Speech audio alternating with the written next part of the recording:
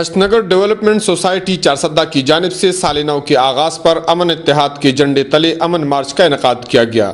مارچ کے شرکاء تحصیل بازار میں واک کرتے ہوئے فاروق اعظم چوک پر جمع ہو گئے، جس میں غیر سرکاری تنظیموں سے تعلق رکھنے والے سماجی کارکنان، تاجر و مزدور رہنماؤں، صحافیوں اور کھلاڑیوں سمیت مختلف مکتب فکر کے لوگوں نے کثیر تعداد میں شرکت کی۔ اس موقع پر سماجی کارکنان نے خطاب کرتے ہوئے کہا کہ ملک خداداد پاکستان کو بدامنی اور دہشت گردی نے ناقابل تلافی نقصان پہنچایا۔ بم دھماکوں، خودکش حملوں اور ڈرون حملوں نے نہ صرف ہزاروں کی تعداد میں بے گناہ افراد کی زندگیوں کے چراغ گل کر دیے، بلکہ اس سے ملک کی معیشت کا بیڑا بھی غرق ہو گیا۔ ترقی کا عمل انتہائی سست ہو گیا اور تعلیم، صحت سمیت مختلف شعبوں کو نقصان پہنچا۔ انہوں نے مزید کہا کہ امن کے بغیر ترقی کا خواب شرمندہ تعبیر نہیں ہو سکتا۔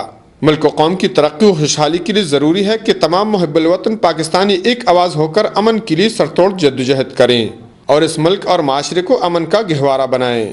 کفایت اللہ، اے نیوز، چارسدہ۔